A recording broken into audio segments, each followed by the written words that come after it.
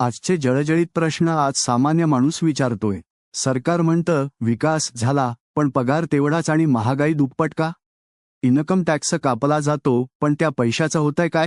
रस्ते खड्डेमय, शाळेत शिक्षक नाहीत, दवाखान्यात औषध नाही. तरुण पोरं शिकून बाहेर पडतात, पण नोकरी कुठे?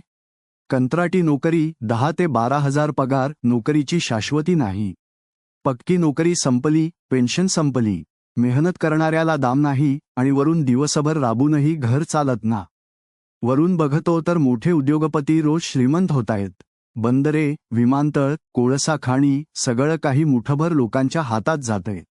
सामान्य माणसाचा देश, सामान्य माणसाची संपत्ती, ती कुणाच्या घशात जाते असा प्रश्न पडलाय लोकांना. हा अन्याय कधीपर्यंत? बाबासाहेबांचा इशारा. बाबासाहेब आंबेडकरांनी संविधानात लिहिलं होतं, भारत हे समाजवादी, लोककल्याणकारी राज्य असेल. म्हणजे देशाची संपत्ती सगळ्यांची, फक्त काही लोकांची नाही. ते म्हणाले होते, राजकीय लोकशाहीचं सामाजिक आणि आर्थिक लोकशाहीत रूपांतर झालं पाहिजे. मत देण्याचा अधिकार मिळाला, पण पोट भरण्याचा अधिकार कुठे गेला? शिका, संघटित व्हा, संघर्ष करा, हा मंत्र आजही तितकाच महत्त्वाचा आहे. शिका म्हणजे प्रश्न विचारा, संघटित व्हा म्हणजे एकत्र या, संघर्ष करा म्हणजे कायद्याने, मताने, आवाज उठवून हक्क मागा. बुद्धांचा मार्ग. भगवान बुद्ध म्हणाले, दुःख आहे, पण दुःखाचं कारण आहे आणि त्यावर उपाय पण आहे. आजचं दुःख आहे बेरोजगारी, महागाई, विषमता. याचं कारण आहे चुकीचं धोरण, सामान्य माणसाकडे दुर्लक्ष. उपाय काय? अत्तदीपभव, स्वतः जागे व्हा.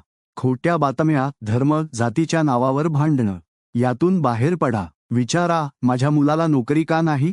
माझ्या टॅक्सचा पैसा कुठे जातोय? आज शपथ घेऊया. 1. जाती धर्मापेक्षा आधी भारतीय म्हणून विचार करू. 2. नेत्याला प्रश्न विचारू, नोकरी कुठे? महागाई का वाढली? 3. कंत्राटी नाही, सन्मानाची पक्की नोकरी मागू. 4. शिक्षण आणि आरोग्य मोफत आणि दर्जेदार हवं. 5. देशाची संपत्ती, जल, जंगल, जमीन ती जनतेची आहे, हे विसरणार नाही. 6. संविधान हातात घेऊ, वाचू आणि त्याचं रक्षण करू. लक्षात ठेवा, सरकार कुणाचंही असो, मालक जनता आहे. आणि मालक झोपला की नोकर मनमानी करतात.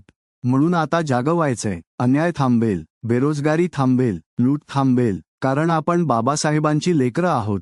आपण बुद्धाचे अनुयायी आहोत. आपण संविधानाचे रक्षक आहोत.